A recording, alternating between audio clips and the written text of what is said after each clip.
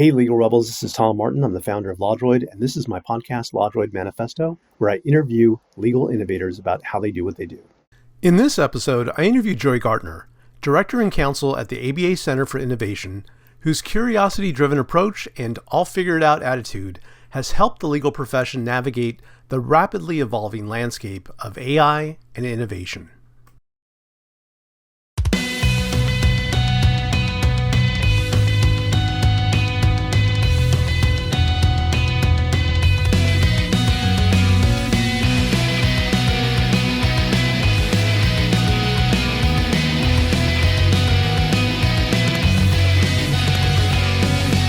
Welcome to the LawDroid Manifesto podcast. I'm Tom Martin, your host. I have good friend on, Joey Gartner. He is Director and Counsel of the ABA Center for Innovation, and he is an all-around great guy, and I'm really happy to have him on the show. How are you doing today, Joey? I'm well, Tom. I'm honored to be here. It's great to get the chance to talk to you. Likewise. You're in Chicago, right? I am, and we are in that weird Chicago window where one day I might get 2 degrees and endless amounts of snow, and then it's going to be 55 and rainy on Christmas. So we're going to see just what happens this week. Yeah, I've had the pleasure of being in Chicago, but it's been in March, so it's not exactly thawed out yet. But I've been in the Midwest my whole life, but specifically in Chicago for 18, 19 years now. Like, one thing that you learn when you move here is that your winter is cold, but from like April to September, October, most fun place you can possibly live in the whole world, because if you have to spend 5 months inside a year, you really make up for it for the other, 7 when you can get out of the house. So, well, I know you've been working on lots of interesting things, and fortunately I get to work on the Center for Innovation with you. And I know that there's been a lot of AI review, analysis, consideration going on at the American Bar Association. And one of those things is the AI task force, right?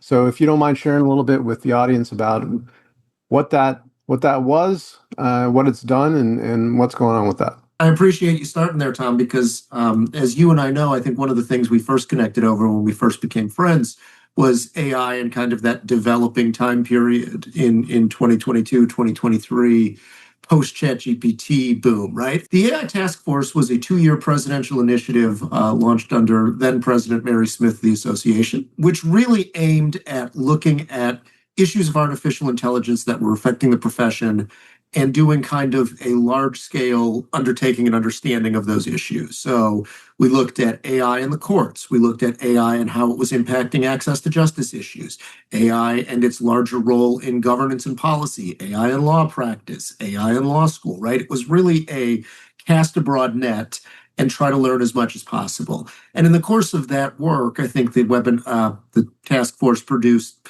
something along the lanes of 24 odd webinars over 2 years and 3 reports, a couple surveys, and the general result of the task force, which did conclude its work recently with its AI task force year 2 report, which came out about two weeks ago. So the timing of this is nice, Tom, really looks at how that concept, how that shifted, how we need to educate and understand within the profession, how these tools are being adopted in law practice, how are we thinking about governance and policy issues, and to really provide kind of a holistic starting point.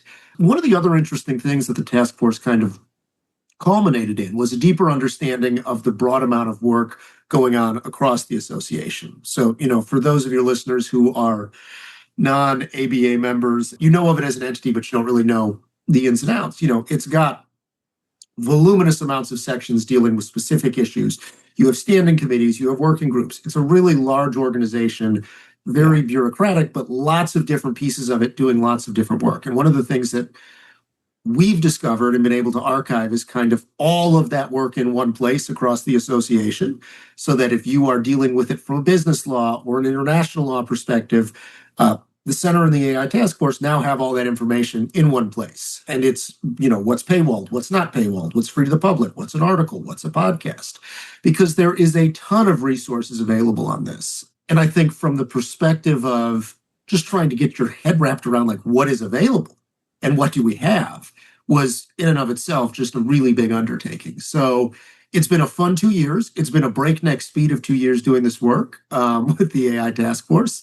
And truthfully, Tom, I think it was work that I had not necessarily anticipated. The interest broadly in the profession that's peaked around AI in the last 3, 4 years has really created opportunities for those of us who are kind of nerdy and testing these waters beforehand. So, Yeah. Thank you and the task force for doing all that work. It's just been 3 years, since ChatGPT dropped. I think people are finally starting to wrap their heads around it, and through, the good work that you're doing, that's helping people to get a better understanding of it.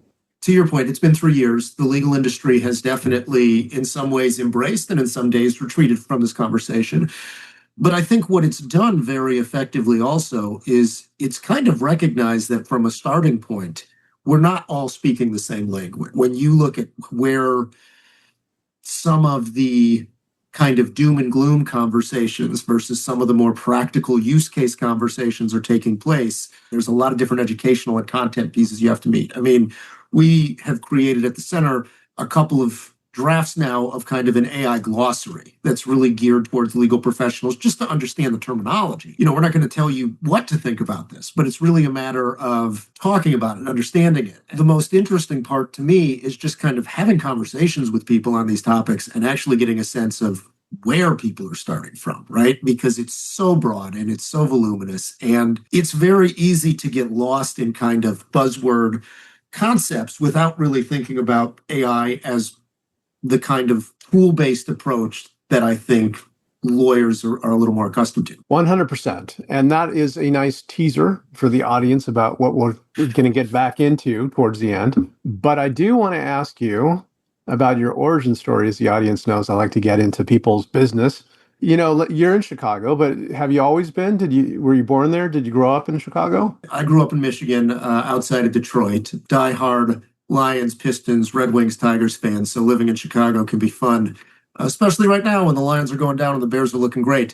But did not get here until law school. So I spent most of my formative years in Michigan and ended up in Chicago when I'd started law school at John Marshall in 2007. What was your town like in Michigan?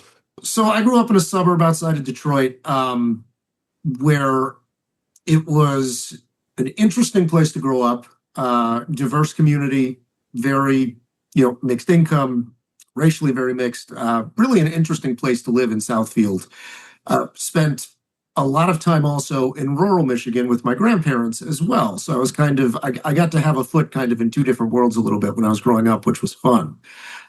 Which I know you and I've talked about this before. That's where some of the fishing background and the more outdoorsy aspects of my personality came from. But, I grew up without any lawyers in the family. So this is something I've always found interesting, which is, my dad was a dentist and my mom was a kindergarten teacher. And so and my dad also taught at University of Detroit Dental School. So I grew up with a very experiential learning kind of approach in our home, right? Both my parents at their core kind of had similar educator-based values. There's not a lawyer. I mean, I don't genuinely recall meeting a lawyer until when I was in 7th or 8th grade and my dad had gotten involved in a lawsuit. And I remember meeting his lawyer and kind of, very stereotypical like 90s litigator approach, Tom, guy chain smoked, what really interesting to talk to. And I remember just kind of the way he thought about problems. I would sit around with my dad when he would talk about it. And I found the whole process very fascinating. Like many parents who have maybe somewhat stubborn or argumentative kids, I did get the same, well, you like to argue, you should be a lawyer conversation from my parents right. that I think a lot of us get, right?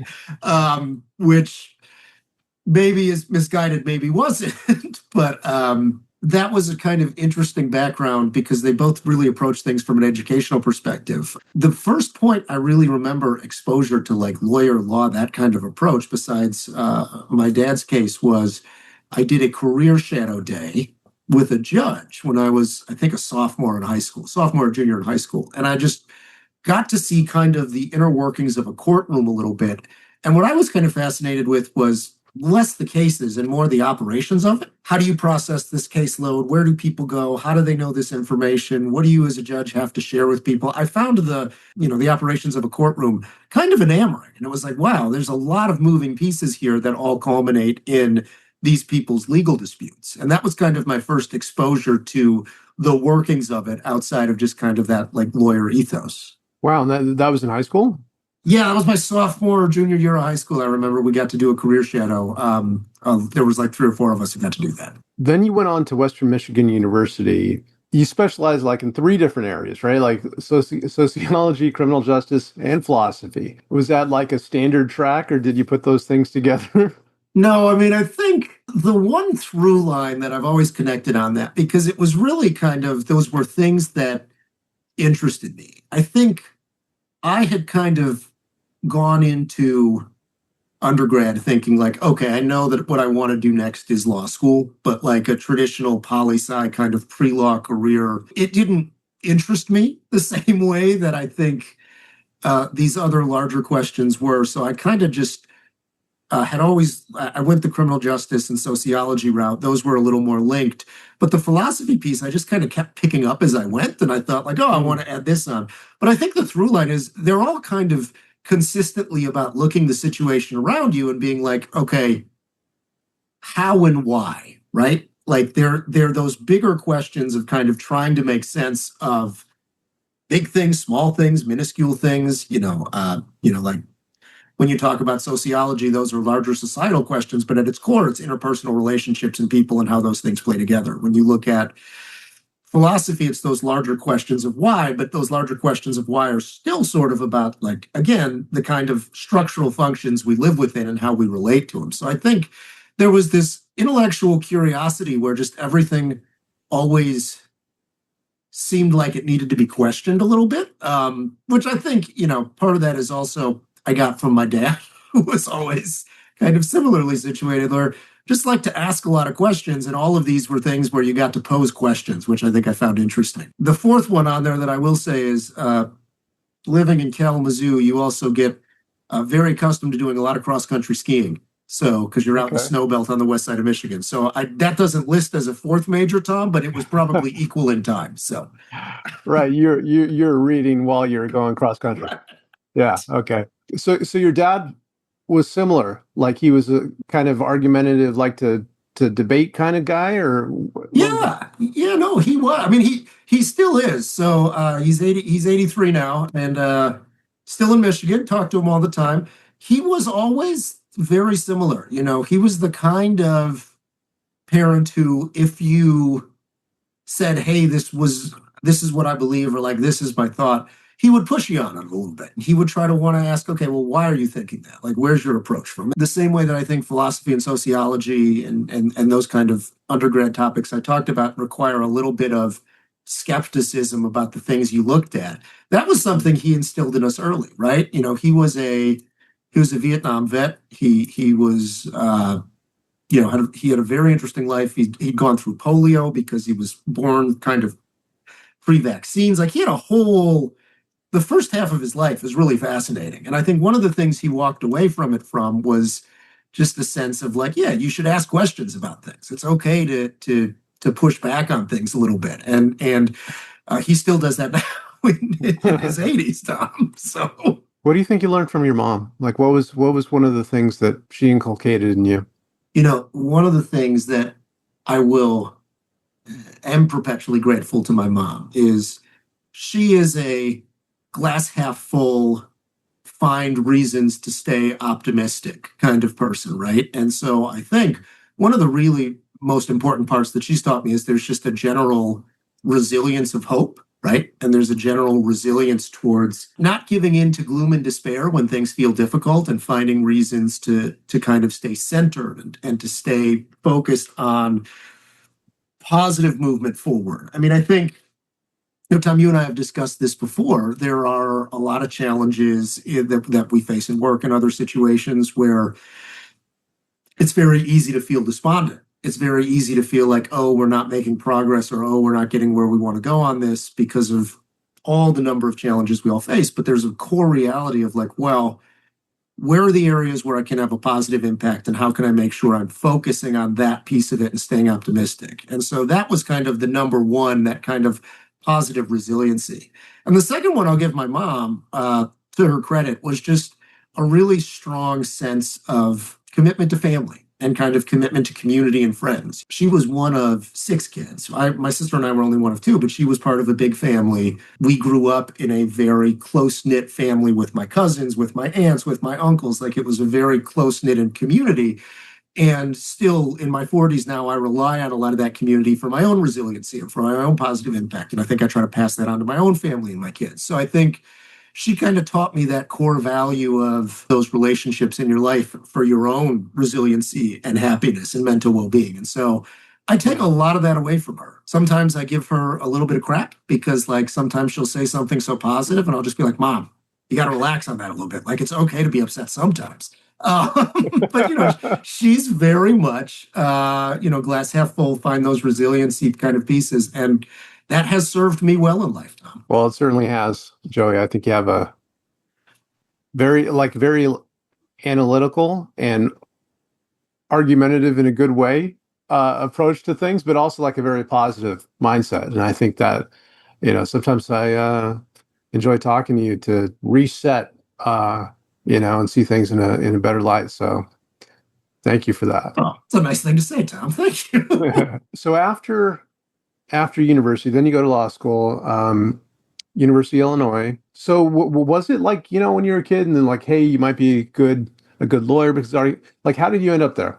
So I ended up in Chicago. I was 2 things I'd figured out when I was going to go to law school. One is my hope was to go somewhere in the Midwest. I wanted to stay local to both my family and also a lot of the Tom, you know this. I go back to Michigan all the time just for fun because it's where so much of my family and connections are. So I wanted to stay local in the area. And then the other part of it was I wanted to go somewhere where I felt like I could come out of law school knowing how to practice law. Going into law school, I was like, I want to be a litigator. I want to be able to hang out my shingle. I want to be Joey works for Joey, kind of that self-employed, do my work kind of thing. Where I ended up in Chicago really offered an opportunity. Strong legal writing program, very hands-on in terms of practical education. I spent 2 years doing clinical work on civil rights housing in law school and getting to work in eviction courts and all these other interesting places, which were very hands-on. So much so, I would work those on my winter breaks because I liked it. Like, I loved the fascinating approach of those. So I'd keep doing my clinical work over my winter breaks on occasion. I wanted practical, hands-on, learn to do something experience. And that's what I was looking for in my legal education. And that was the right program for me. I will tell you, the more heady property law classes, which were more Socratic, were a living nightmare for me for all kinds of reasons. But it just wasn't really how I absorbed that information that same way. So my 1.0 year was really challenging because it was before I got those experiential pieces. It was before I got to kind of learn on the fly. And instead, it was very much Socratic classroom, those relationships. And that was a hard piece for me to adapt to. If you were to ask me my 1.0 year, what I thought of law school, I think my opinion is drastically less positive than it was my 2L and 3L year. And not just because of the challenge of the curriculum, but just because of the way my brain was asked to kind of learn in that environment. Yeah, I definitely get that. My 1L experience was a little off too, just because there's like this disconnect in terms of expectations versus what it actually is. I'm kind of fascinated, like, that you went to go for what is it, Illinois Legal Aid Online, but that was a fellowship, right? So you were still in law school when that was going on. So that was that was my first year out of law school. Okay. I took part of a fellowship program through my law school, which actually tried to place worked to place its grads in nonprofit setting. I had a really strong background in law school with clinical work in the John Marshall Fair Housing Law Clinic, the place where I really absorbed what I wanted. And so because of that, I kind of got into the public interest sphere and started thinking along those nonprofit lines. The fellowship where I was able to get placed after law school at Illinois Legal Aid Online, I started that position while I was sitting for the bar. So it was before I was even a lawyer. And one of the tasks I got to do there was kind of to look at and revise and help write all of our self-help resources on housing cases, on housing law and evictions and all these things. And so it was something I'd been doing for 2 years as a law student, that I was now getting to create content and resources for self-represented litigants to get to use. And what stood out to me as I was doing that was like, oh, wow, this was one of those occasions where the idea of people law and the kind of self-representation that people deal with suddenly became very clear to me in a way I had never visualized before, right? And I had the complete privilege of working for some really talented people. Lisa Colpoys, who is still a dear friend of mine, was the ED there, and she took a little bit of an interest in me, and so she and I connected over a lot of the kind of unique approach that Illinois Legal Aid Online had. Tangent bar, Lisa Colpoys also will tell people a story of how I ate an ungodly amount of hot dogs because they were free at a at the Chicago Bar Association 5K, because it was right before the fellowship didn't pay great. So I was on that income. So it's like, oh, free hot dogs. So Lisa could tell a story where I evidently ate my weight in hot dogs at Race Judicata one year. Well, you got to do what you got to do, Joey. Yeah, there's the time. And Tom, what's weird is that like that weird thing I developed for free meals in law school and in the first like year of my career, that has not gone away. Like if there's a free ABA lunch somewhere or a section has leftover food from a meeting, I'll be like, oh, I'll go find that. That is just a weird thing that's stuck in my brain that I can't resolve. Well, I will keep that in mind. I think that's interesting as like a first step out of law school, because there's some people that are going to work at a white shoe firm, or some are like, going to work in-house, and that you're focused on helping people, I think is really admirable. And it kind of curious, what sparked that connection for you, like to test that out? So it's twofold. I mean, one of the things that I will attest to, and happily admit, I think earlier in my career, it confounded me and it frustrated me in ways it doesn't now, is that, I don't think white shoe firms were ever really in the cards for me culturally. I think about the way I approach my world and how I approach issues, how I sort of think and problem solve. And there were some, the cultural challenges that I would have faced fitting in a white shoe law firm. It's just, there's a degree of formality. There's box fitting that I just never felt was really going to be right for me, right? And so I think on some level, I kind of viewed what I wanted to do in two different pathways, which is I wanted to be responsible to myself, right? So, I mean, my plan in many ways was like, okay, always be solo small firm GP, like, right? I want to kind of be that guy. But the other piece of it is I also didn't particularly feel strong connections to large corporate clients. I really liked people law. And one of the aspects that I learned from my clinical work when I was at John Marshall was I really enjoyed clients. And most of the clients we were working for were voucher recipients within the Chicago Housing Authority, right? We're living in structured housing. Like there were a lot of times we were dealing with clients who were bottom end of the income level. And what I found is I enjoyed having the opportunity to work with people in ways that could positively impact their lives, right? And to actually see what that could mean for them. And so I think from that perspective, the people law aspect of it always spoke to me, especially while I was practicing at Illinois Legal Aid Online. I was also doing some small solo and GP work on the side, largely in eviction court once I was barred. And if you ever want to really see the complete challenges and inner working of self-represented litigants, go to the Daily Center on a Tuesday morning and go to an eviction call in one of those courtrooms on the 15th floor. It is a voluminous, large, long call.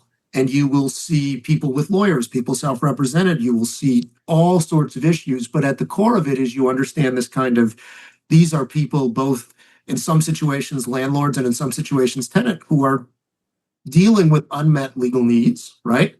And are just trying to solve what to them are very, very, very dire housing problems, but don't get the same kind of visibility because they're either, not financially profitable, right? Like I can tell you from having practiced landlord and tenant law, it's not an area you're particularly making a lot of money, but it's still this person's very unique issue dealing with one of their core needs, which is their housing, right? And so these were always areas where I just kind of, it opened my eye up to the degree of need, and I really liked the amount of impact you could have in people's lives in that space.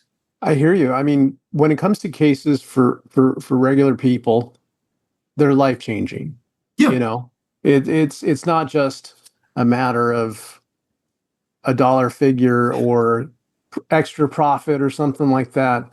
It really can change their lives. Being able to use the expertise and the experience that you built up to accomplish, a life changing thing for people is really rewarding.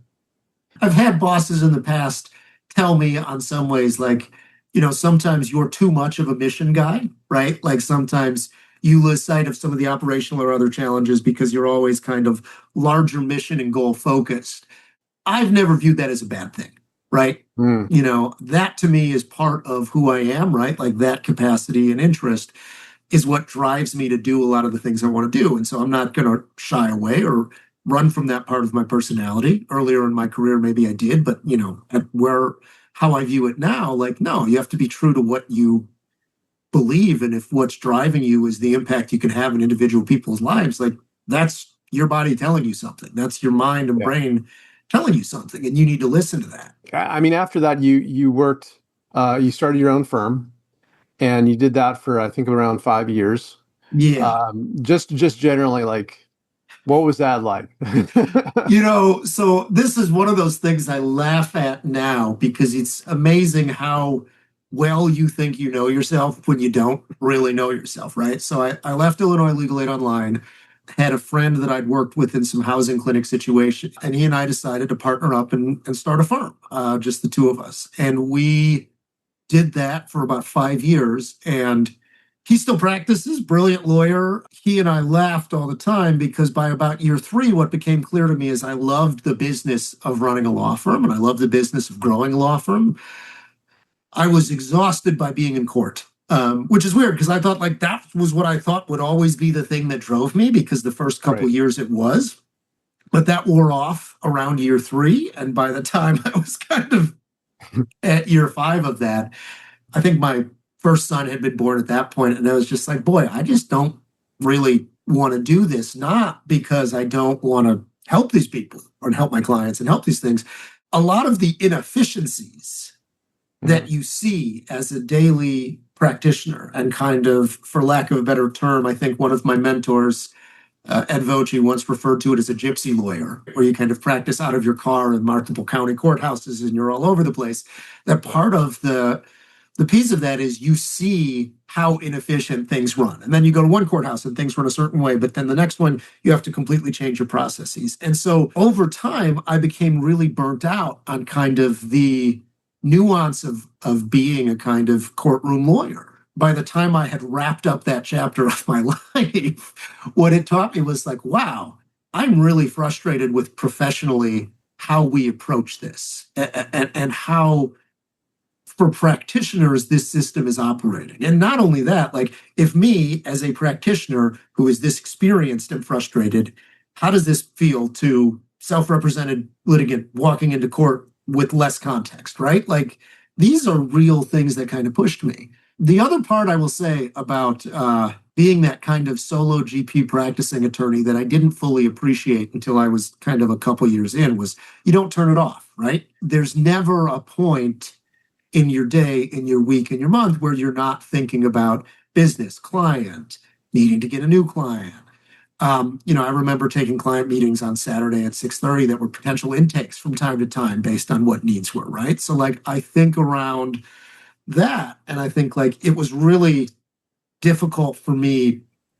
I always struggled to kind of develop the tools to turn that off and on. And so for me, it was practice 24/7, 24/7, 24/7, which I know you and I have talked about before. You felt some of those pressures as well. Yeah, I think in some ways we're pretty similar about that because I think if you take your job and you take the people that you work for seriously if you care about them and you want to do right by them, it's hard to turn it off because you're constantly thinking about what can I do different? How do I help them? And yeah, it could be a bit of a burden sometimes.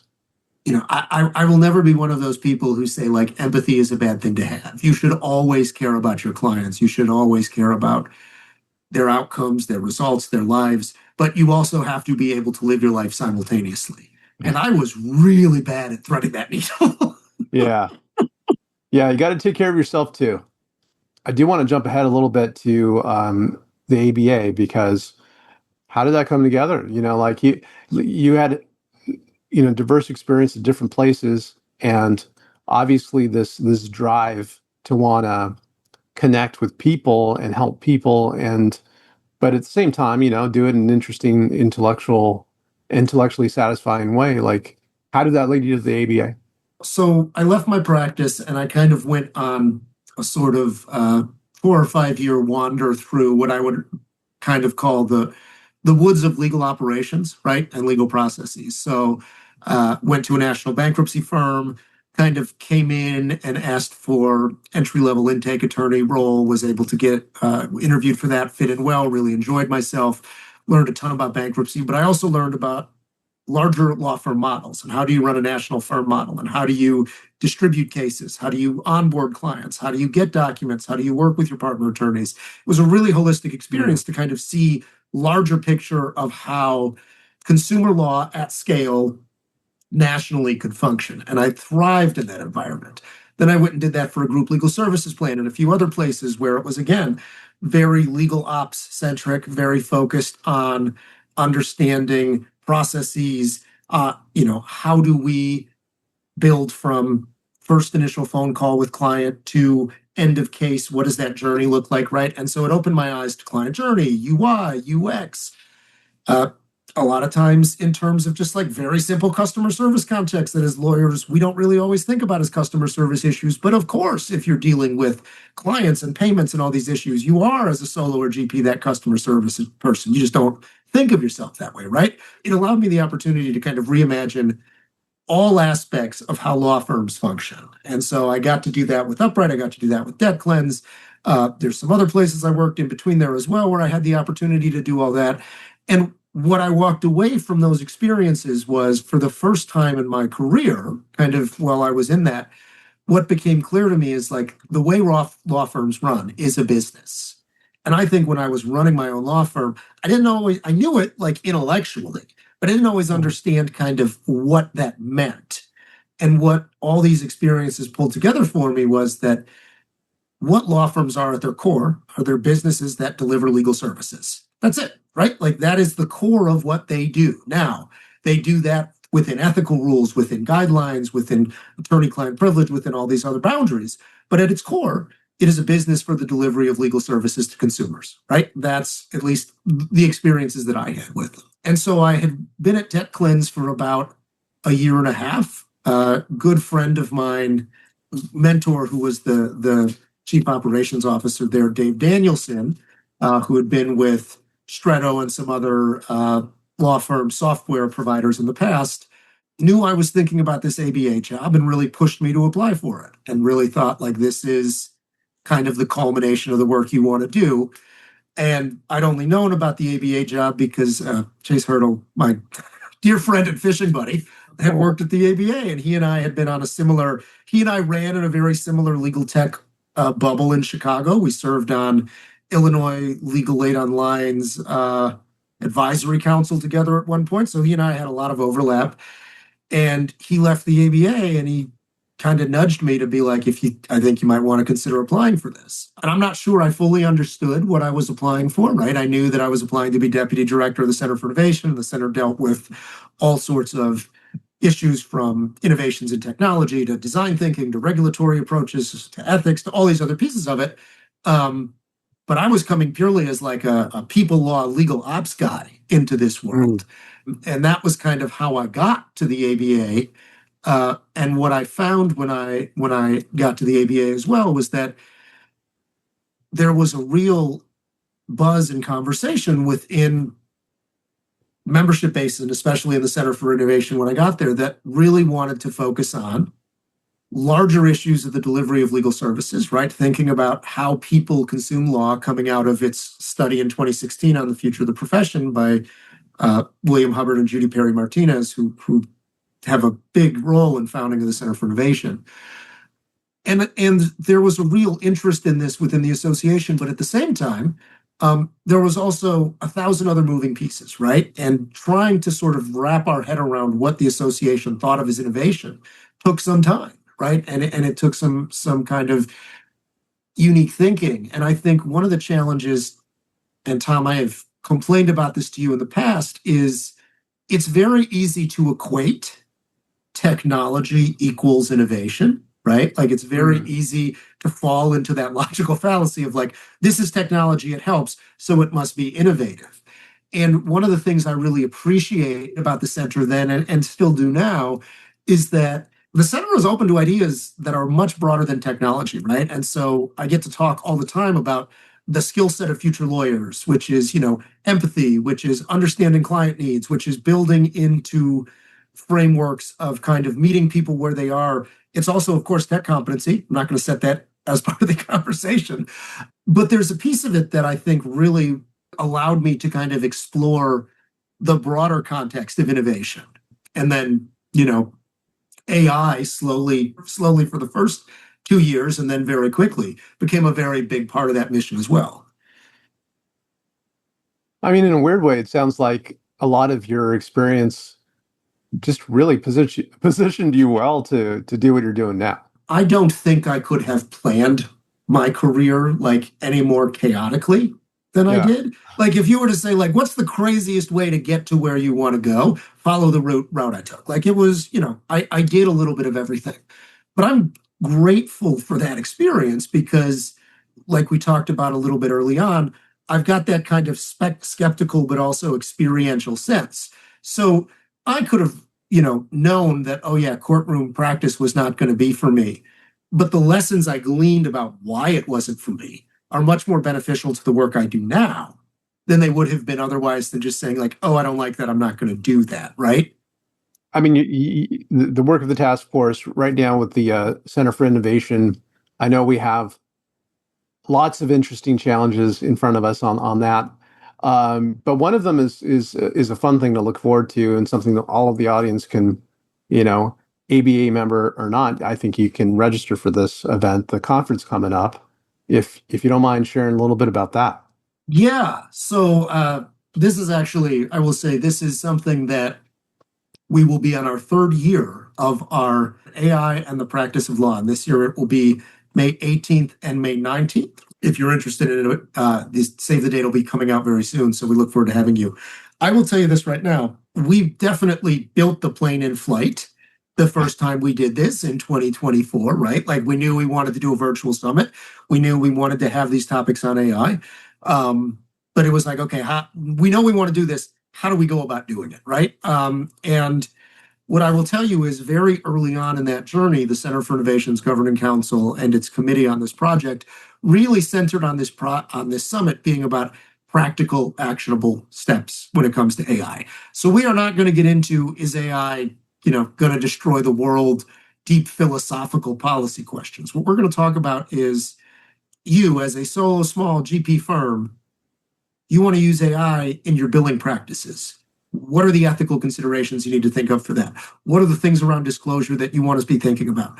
Okay, you want to use these for marketing purposes. How do you even do that? What does that use case look like? Tom, you've spoken on it, I think now both years. And one of my favorite sessions from any year we've done over this is the kind of recurring session you've done, which is AI, is it ready for prime time? I think was what we called it the first year. And I think the second year is like, what can it do? What can it not do? Right. And so like a lot of that is, okay, the information you may be getting about AI and use case and law practice, maybe you're getting it from a legal tech vendor. So it seems very rosy and here are all the outcomes, or maybe you're getting it more skeptically from someone who's had bad experiences or from you've got someone in your network who's uncomfortable with these tools, whatever it may be. What we want to tell you instead is like, hey, here's facts. Like, here's how these tools work. Here's understanding what they do. Here's understanding the things they're good at. So start thinking about that. And then here's understanding the parts you think, these are not what these tools are really designed for, and to start thinking that way. The other thing that I love about this summit, so it's 2 half days, uh, about 4.5 hours of content each day. Each year I get to do a workshop, and that is by far my favorite piece of it. And the workshop that I facilitate at these events is a workshop that focuses on actually thinking about where to start with your use case journey, right? And so this is all about kind of my passion towards that future skills lawyer need mindset approach that's kind of become my soapbox the last few years, the skills that future lawyers need. It's very easy to say, oh, here's AI and I can throw this at a problem. And I think if you like were at CleoCon like me or some of the most recent legal tech conferences, it feels like the AI conversation right now is like it can do everything all the time for you. And I think it's easy to think about that. But my thought process for it is like, sure, that is a reality. But more importantly, like, what do you actually need it for? And so I will kind of sit with attorneys, and we do tend to draw a bigger solo GP small firm market. One of the goals that the center has shifted towards the last few years is trying to be the de facto resource. If you don't have a chief innovation officer in your firm, what can the center provide you to start thinking about those journeys for you? And so we'll basically say, okay, look at your week, look at your workflow, look at your calendar. What's the one thing that's sucking up your time each week? What's the challenge? What's the second level of that? Once you've determined what the challenge is what about it is becoming so voluminous or complicated for you? And so for you, it's like an opportunity to just look at it and think, oh, hey, I actually can solve these problems. To me, the most important work that comes out of that summit is someone then goes back to their practice and does one thing. I'm not saying you go in and you overhaul everything you do. I'm saying you go back and you implement one work stream, one change, one tool that you weren't using before, because that has that snowballing compounding effect, especially like when you start to iterate and think of your mindset in that iterative mindset, which is the thing I like to yell at lawyers about the most these days. That compounds over time, right? Okay, so you've solved one problem. It's been 3 weeks. Okay, let's add problem 2. What does that look like? AI is drastically going to change the way lawyers work. I am a big believer that AI does not replace lawyers. It replaces tasks that lawyers do. And so you need to now think about how do you change your own workflow, change your own approach, change the way you look at this problem so that you're prepared for it. A few months ago, I spoke at a conference for a law firm and was approached after by someone who basically said like, hey, I've got a 23-year-old son and he's thinking about going to law school and I'm terrified for him for what AI is going to do to the profession. Like, what would you tell him? And my advice was like, well, it's twofold. One, there are a growing number of programs across the country at law schools that focus on training lawyers with AI skills. You can look at the work April Dawson's doing. You can look at the work Emery's doing. Like, there's programs that specifically are designed to help your prospective law student son think about these. That's how I would be thinking about this problem. The second part of it is I would never tell your son don't go to law school. That's a personal choice. He wants to, great, but start developing cross-collaborative, innovative mindset, iterative thinking skills now. Don't wait till you go through law school and then start once you hit the workforce. These are skills you should be developing now. And in fact, due to probably having been in late middle school, early high school during COVID, there's probably some early resiliency skills that he can already draw on for that iterative mindset, right? So like, he's better positioned than you think. Don't be so concerned about it. I really love the AI Summit's focus on like really practical skills and the way you bring it home with like, okay, forget all this like hype and magic stuff. Where do you get started? Like, and why would you start here? It's really good stuff. So for anyone out there who wants to get your head straight about AI, May 18th and 19th, right? Yep, May 18th and 19th, 2026. Yeah. So definitely check it out and get registered for that because it's going to be a lot of great material. With that, though, I want to take us to the last couple of questions I ask all of my guests. We were talking off camera a little bit before we got started just about how we keep ourselves busy. And so I know you definitely have a lot going on, Joey. And if not, you make more stuff for yourself to go on. But with all of that stuff, how do you keep things balanced? Is there such a thing as a work-life balance, or how do you keep things juggled and up in the air? Two things work for me in this regard, Tom. One is I have four kids. So in some ways, my work-life balance is very much forced on me. When I am with my kids, I coach two youth basketball teams. I coach my kindergarten, or he's in first grade now. I coach his basketball team. I coach my fourth graders basketball team. In the spring, I coach soccer. I don't know anything about soccer, but I coach it. To me, my work-life balance is being engaged with my family and having that kind of touch point and stress release. And I enjoy kind of doing those activities with them. The other part is, and I think you and I have talked about this off camera in the past as well, you got to set boundaries, right? Like if you are not setting boundaries to make time to take care of yourself, you will progressively either become less and less healthy and less effective, right? And so like the most important thing you can do is set boundaries. And so I set some hard boundaries. I used to be the guy who would answer emails at 11:30 at night in bed before I fall asleep. I do not do that anymore. There is nothing in my world that is so urgent that by 10 a.m. or by 8 a.m., I can't get to it, right? And so I think it's just really forcing yourself into the position where you do set those boundaries for yourself to make space, because it's very easy to kind of fall out of repetitive habits when you're feeling stressed and anxious. But if you build those boundaries, it's a little easier to rebound to them once you do kind of slip off that a little bit. And then the third thing I will say is that I am very blessed to have a family and a wife who is constantly a reminder of like, hey, we need your attention too, right? Like we want to spend time with you. You have people in your life who want to be with you. And so it's really helpful to have an external force to help moderate that and bring that back when I tend to lose perspective. I'm very lucky in those regards. Well, those are great words of advice, Joey. The last question I have, which kind of ties into it, what makes it worthwhile for you? Like at the end of the day, doing all these things, like what makes it worthwhile? I've listened to the podcast enough to know this question was coming, Tom. And I was like, "Ooh, I'll have a great answer for it." And then I was like, "I don't have a great answer for it." I think for me at least, what makes all of this worthwhile is, I like what I do. Like fundamentally, I very much enjoy working at the intersection of all the different places I get to work at, right? So part of my job is tech and staying up to date on new technology, getting to play and demo new tools. Like that's a really fun part of my day.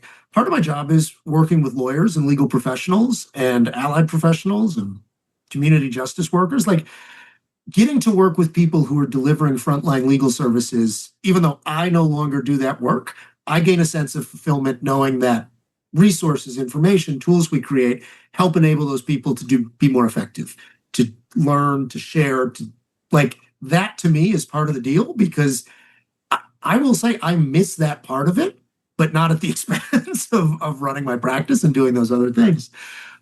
The third part of it, though, that I'll also say kind of like what keeps me going and what makes it worth it is the ABA is a large bureaucratic entity, right? And so things change slowly within the ABA. Sometimes they change when it comes to policy. Sometimes it changes with kind of just, presidential initiatives, like the AI initiative wasn't really on the association's radar prior to the ChatGPT boom. And then it became a really big priority. And so part of also what keeps me going is the idea that like, okay, change may be incremental, but there's always going to be opportunities to engage with new things, right? Like the AI piece specifically, when I got here in 2020, like that was not on the table, right? As a major focus of our work and what we were doing. And now it's 50 to 60% of what my portfolio of work is.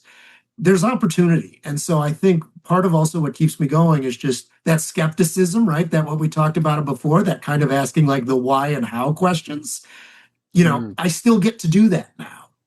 And I think like as those things come up, I don't like to shy away from things. I think I mentioned this briefly that I had Dave Danielson, who I worked with before, once told me that perhaps the thing that serves me most well in life is that when asked to build a project or figure out how to do something, my answer has never been like, no, I can't do that. My answer is, I'm not sure how to do that, but I'll figure it out.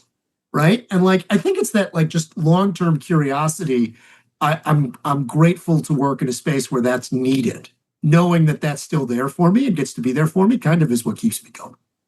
Well, thank you so much for the work you do, Joey, because I think you're really making a difference. And, the way you do it is, I think, really engages people. You disarm people naturally with your with your personality. And I really appreciate you being on my show. This has been an absolute pleasure, and I'm glad you finally ran out of enough talented people to find time for me. So, well, for everyone out there, you're probably interested to know how you could follow Joey. So how can they keep in touch with you and learn more about the Center for Innovation and the conference coming up? Yeah, absolutely. So please go to our website at the Center for Innovation at the American Bar Association, where you can find some other projects we didn't even get to talk about today, like our innovation trends report. We have some really cool resources that's really geared towards hand-on approaches. So I would encourage you all to come check us out at the center, which is americanbar.org/Center for Innovation. We are on LinkedIn. We're not exactly the most post-heavy on LinkedIn. You can also follow me on Blue Sky. That is largely going to be Detroit sports tweets, though. That's where I get out my outlet for my Detroit Lions anger these days. But there are really a lot of cool resources you can check out on the center's website. I'd encourage you to check out if you're going to do it. Here are the two I would check out besides the summit. Check out our innovation mapping tool. This is a point-and-click map all across the country that tracks rural practice initiatives from state and local bars, AI guidance from different state and local bars, community justice workers, all kinds of stuff. Check it out. It's really cool. And check out our innovation trends report, which is just like a really fun, easy, light, not a white paper read, very easy, light read, lots of interactive pop-out boxes, a really cool way to learn about some anecdotal stories about how people are innovating and what they're doing in legal delivery these days. Well, that's some good stuff. You all check it out. And Joey, thanks again for being on. My pleasure. Thank you. And for all of you out there watching, thank you so much. See you next time. Thank you so much for watching the latest episode of the LawDroid Manifesto podcast. To keep in the loop about upcoming episodes, please subscribe to LawDroid Manifesto and you'll get notified. Thanks for watching. See you next time.